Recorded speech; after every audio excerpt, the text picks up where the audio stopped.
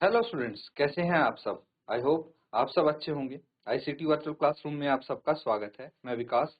बच्चों, class 9th का maths करेंगे और हम आज एक चैप्टर रिवाइज करने वाले हैं जिसका नाम है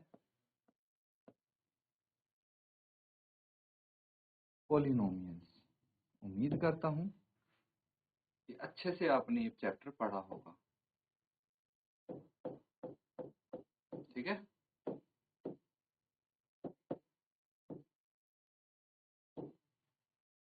ठीक है। तो अब देखिए, पॉलिनोमियल्स के बारे में बेसिक्स आपको पता, सीधे क्वेश्चन से स्टार्ट करते हैं ना।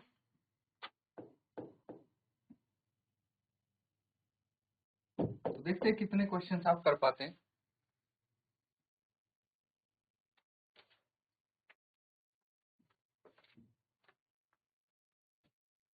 सबसे पहले आप एक बेसिक क्वेश्चन लिखिए।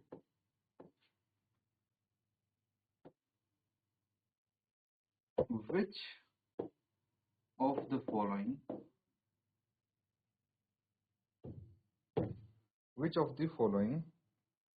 expressions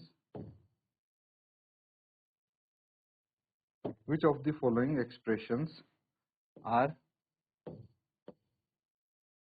polynomials in one variable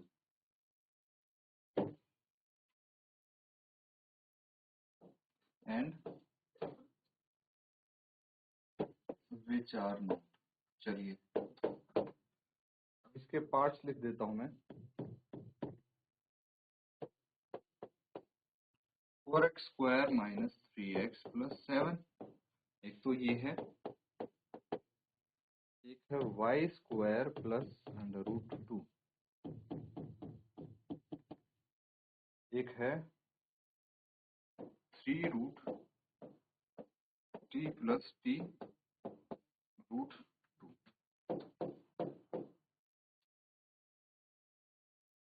y plus 2/y। ठीक है,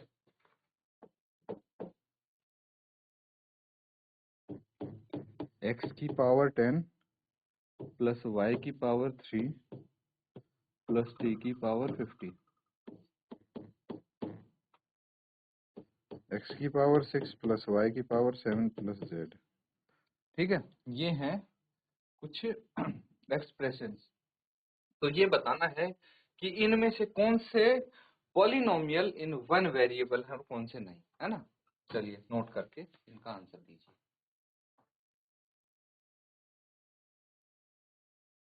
चलिए बच्चों, अब इसको डिस्कस कर लेते हैं थोड़ा सा। सबसे पहले एक चीज आप समझिए, पॉलिनोमियल्स क्या होता है।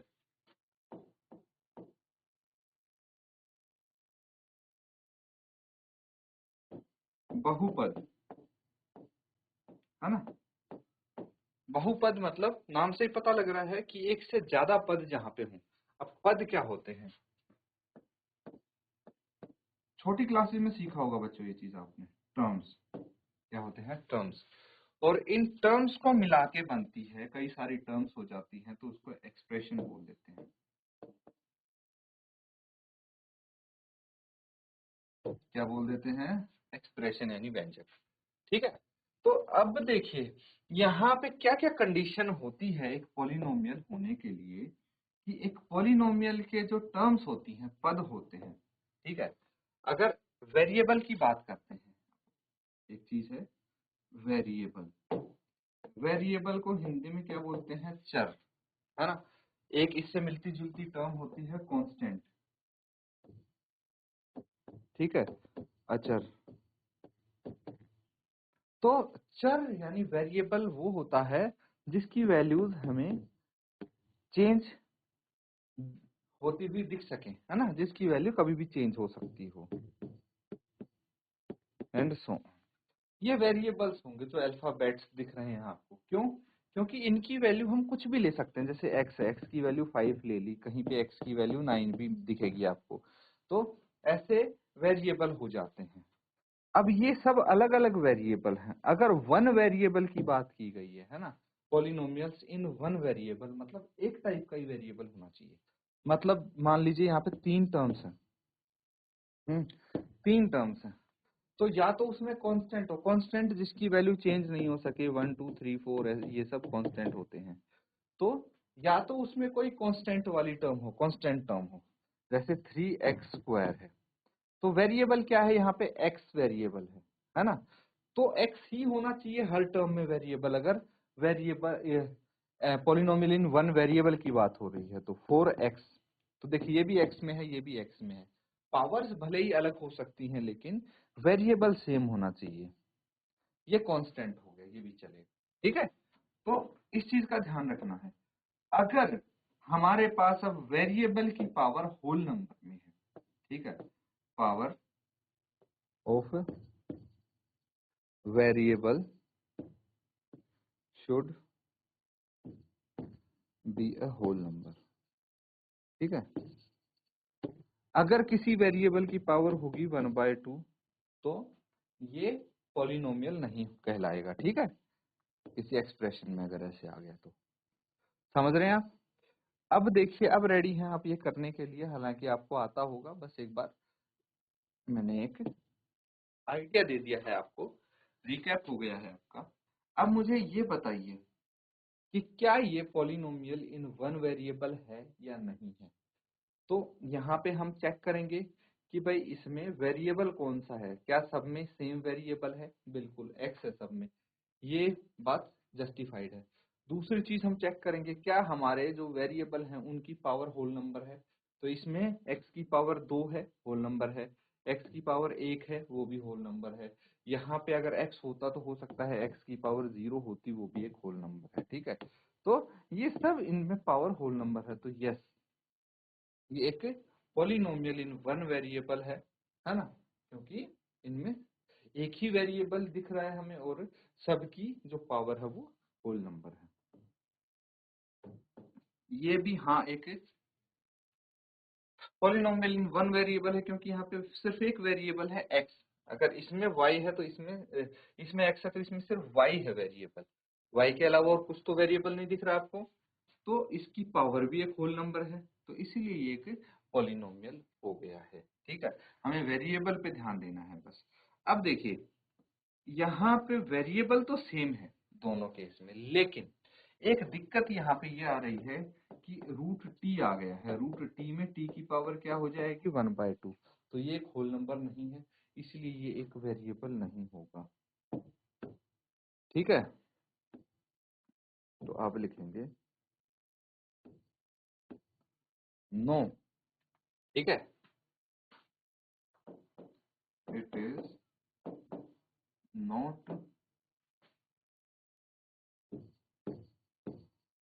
polynomial,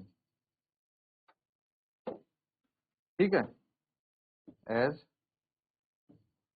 power of variable is not a whole number, ठीक है, होल नंबर नहीं है, इसीलिए सेम इसमें भी नो हम लिख देंगे। क्यों, देखिए अगर यहाँ पे y प्लस 2/y है, तो मुझे बस ये बता दीजिए कि अगर 1/y है तो ये y की कितनी पावर हो जाएगी, कोई बता सकता है। छोटी क्लासेस में आपने सीखा होगा कि इसमें y की पावर कितनी है।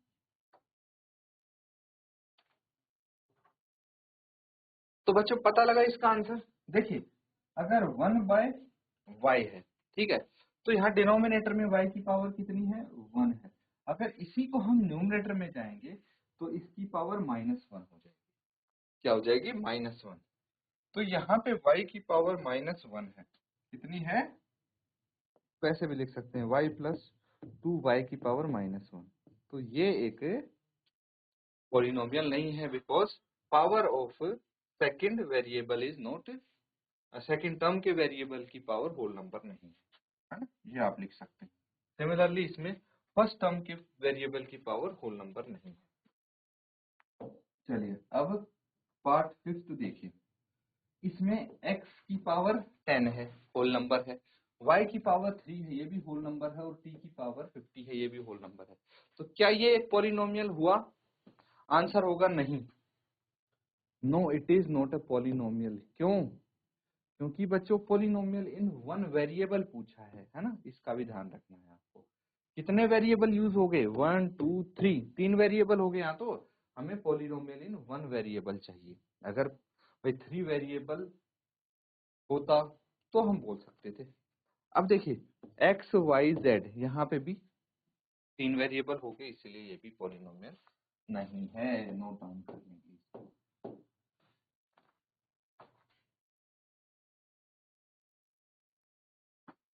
ठीक है बच्चों, एक बहुत ही अच्छा क्वेश्चन है, नोट करेंगे सब बच्चे।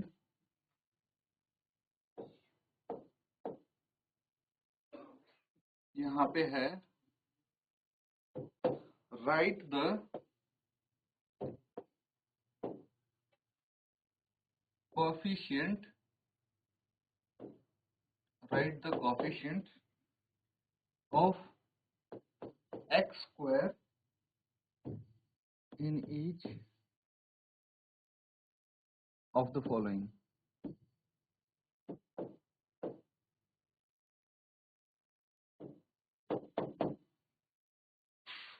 चलिए ये लिख लीजिए expressions. 12x cube square plus 9x minus 19, फिर है minus 5x square minus 3x plus 9, फिर minus 5 by 2x square plus 9x cube plus 7x।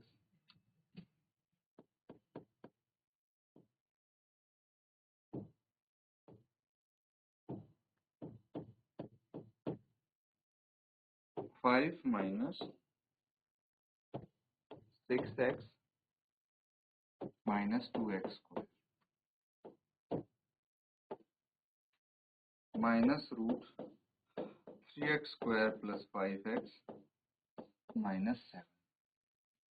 इनके आपको x स्क्वायर के कोफिशिएंट बताने। कोफिशिएंट क्या होते हैं बच्चों? गुणांक, है ना। कोफिशिएंट यानी गुणांक बताने। चलिए नोट करके जल्दी से आंसर बताइए।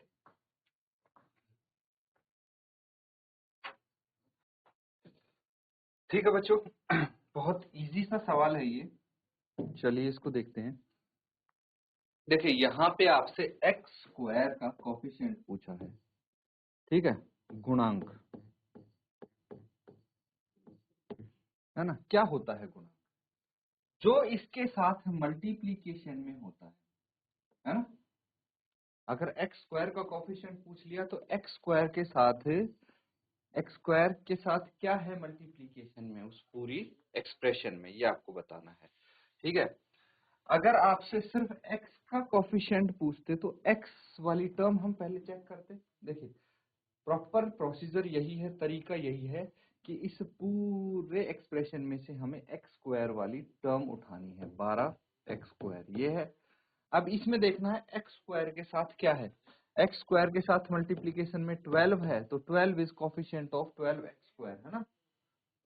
अब इसी तरह से अगर आपसे पूछते यहाँ पे कि x का कोफिशिएंट है, तो x वाली टर्म कितनी है? 9 है। अब यहाँ पे x का कोफिशिएंट कितना है? 9, तो 9 is coefficient of x। Simple है ना बच्चों। इस तरह से हर एक क्वेश्चन आप यहाँ पे कर पाएंगे।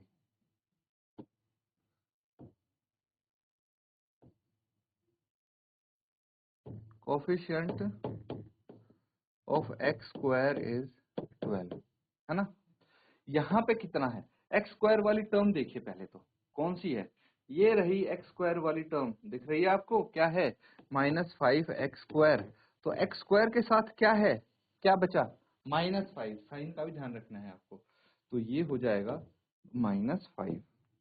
चलिए अगला देखिए, एक्स स्क्वायर वाली टर्म निकालिए, -5 बाय 2x स्क्वायर। अब एक्स स्क्वायर के साथ क्या है यहाँ पे -π/2, तो ये इसका कोफिशिएंट हो गया -π/2।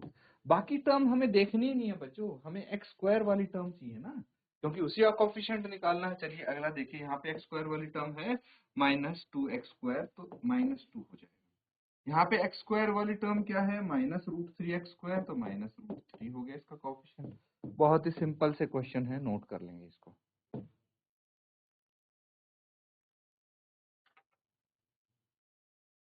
ठीक है बच्चों, एक और क्वेश्चन लिखेंगे आप।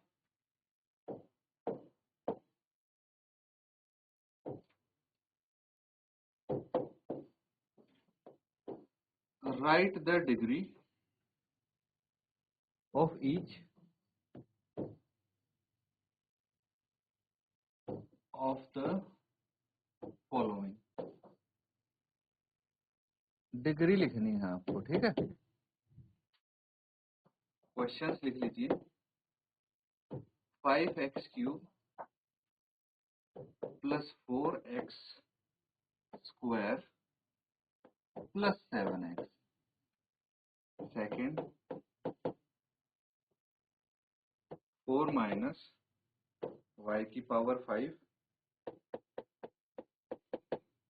Third, 5t - √7। Fourth, 3। Fifth, -3x⁴ + 5x² + 7। ठीक है। ये अब इसमें डिग्री क्या होगी वो आपको बतानी है। चलिए नोट करके सॉल्व कीजिए।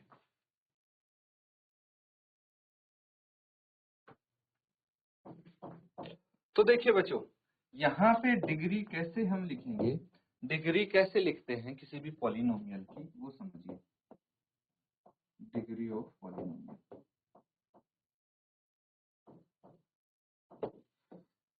जो भी वेरिएबल की हाईएस्ट पावर होगी